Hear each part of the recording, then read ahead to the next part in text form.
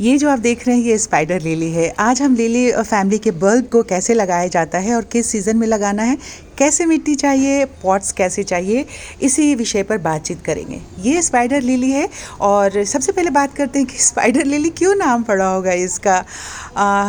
ये देख रहे हैं आप, ये सारी इसकी जो पत्तियां निकली हुई हैं वो 6 पत्तियां होती हैं। इसके ऊपर एक कवच जैसा होता है और कवच के टिप पे आप ये देख रहे हैं एक ऐसा एकदम झिल्ली जैसा पतला सा कुछ होता है और जो कि बिल्कुल स्पाइडर के पैर जैसा दिखाई देता है। शायद इसीलिए इसका नाम जो है स्पाइडर लिली पड़ गया होगा, लेकिन है तो ये लिली फैमिली का ही। तो सबसे पहले हम इन सारे विषय पे बातचीत करें। आप सबसे रिक्वेस्ट कर लेते हैं कि प्लीज़ मेरे चैनल पे अगर आप पहली बार हैं तो सब्सक्राइब कर लीजिए प्लीज़, और अगर वीडियो पसंद आएगा तो इसे लाइक भी कर दीजिएगा।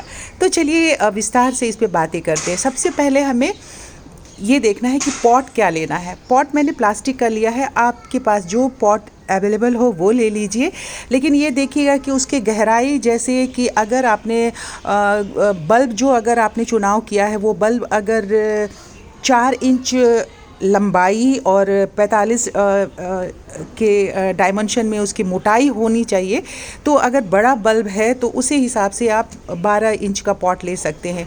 आप चाहें तो एक भी लगा सकते हैं, पर मैंने इस 12 इंच के पॉट में 3 बल्ब लिया था और 3 बल्ब लगाए थे मैंने। तो सबसे पहले जब हम प्लास्टिक का पॉट लेते हैं तो उसमें मल्टीपल हमें होल करना होता है, जो आगे मैं आपको दिखाऊंगी कि किस तरह से मैंने होल किया है।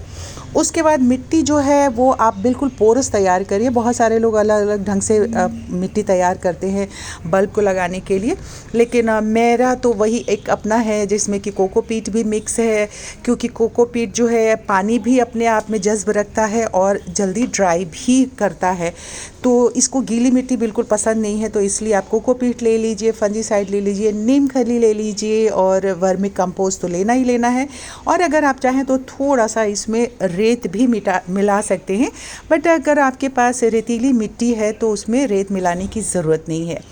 अब इसमें ये देखिए कि मैंने इस वाले पॉट में 3 बल्ब आपको दिख रहा है, ये बड़े बल्ब की साइज़ आप देख रहे हैं, क्योंकि बल्ब की साइज़ से उसके जो पत्तियां हैं वो निकलती हैं, लेकिन ये बहुत जल्दी अपने आप को मल्टीप्लाई कर लेता है। ये पिछले साल का मेरा लगाया हुआ बल्ब है। 3 बल्ब मैंने इसमें लगाए थे और अभी इसमें कम से कम 6-7 प्लांट हो गए हैं। छोटे छोटे बल्ब होते हैं और इसमें मल्टीप्लाई होते हैं। तो मैंने नीचे ये देख रहे ऊपर से 2 इंच मैंने मिट्टी को खाली इस गमले को रखा है। इसमें कैसे मिट्टी भरती हूँ, मेरे जैसे कि अब पतझड़ का समय आ रहा है तो बहुत सारे नीम की दरख्त हैं हमारे कॉलोनी में, सोसाइटी में, तो वहाँ से जो पत्तियाँ गिरती हैं वो इकट्ठा कर ली। ये देखिए आपको मैं ये भी दिखा देती हूँ कि कितने मल्टीपल मैंने इसमें होल किए हैं। कोई भी गुंजाइश नहीं है कि पानी इसमें जमा हो सके। जो भी एक्स्ट्रा पानी होगा वो इस होल से नीचे भी किया है और साइड में भी किया है। तो मैंने पहले एक हिस्सा जो है नीम की जो पत्तियां होती हैं उससे भर दिया। उसके बाद ऊपर मैंने फिर 2 इंच मिट्टी डाली। 2 इंच मिट्टी डालने के बाद मेरा जो बल्ब था वो 2.5 इंच की हाइट का था। मैंने उसके ऊपर अपने तीनों बल्ब रख दिए और बिल्कुल बहुत अच्छे से मतलब ये देखिए यहाँ से इतनी जो मैं अंगूठे के नीचे का पोर्शन है उतनी मैंने नीम की पत्ती इसके अंदर डाली थी।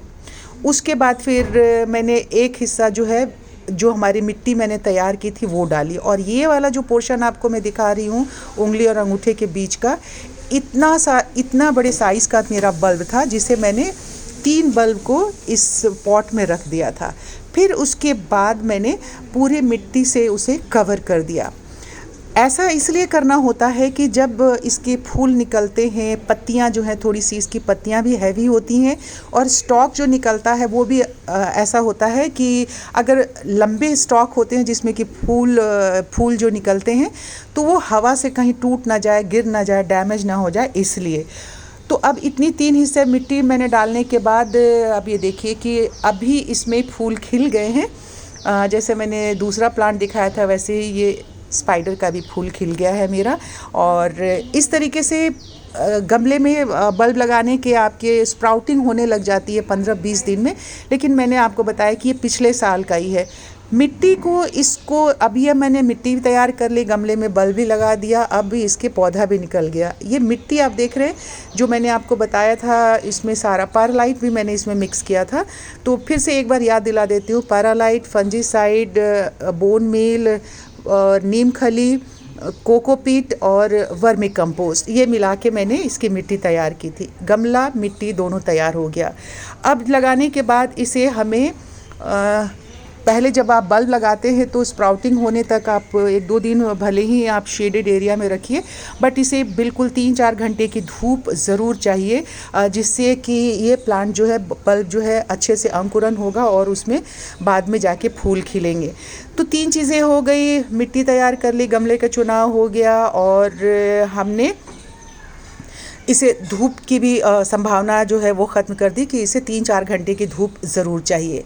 पानी आप डालिए उतना ही डालिए जबकि जिससे कि मिट्टी मॉइस्ट रहे, बहुत गिलगिली सी मिट्टी नहीं होनी चाहिए, ये इसको पसंद नहीं है और बल्ब सड़ भी सकता है। तो ये 3-4 चीज़ें जो ख़ास हैं, और हवा तो मिलनी ही चाहिए। तो इस तरीके से मैंने इसे पिछले साल लगाया था और अब ये मल्टीप्लाई हो गया है, फूल भी खिलने लग गए हैं। मैं उम्मीद करती हूँ कि आप सबको आज का ये वीडियो अच्छा लगा होगा और ये फूल की खूबसूरती भी आप सबको लुभा रही होगी। तो अगर अभी तक आपने ये बल्ब नहीं लगाया है तो अभी भी वक्त है, ले आइए नर्सरी से बल्ब लगा लीजिए, ताकि आने वाले दिनों में अप्रैल में जून तक आप में इस प्लांट में फूल खिल जाए और आपका बल्ब भी बहुत अच्छे से फूल दे। तो सब्सक्राइब तो कर ही लिया है आपने, सब्सक्राइब कर लिया है तो लाइक भी कर दीजिए। शुक्रिया।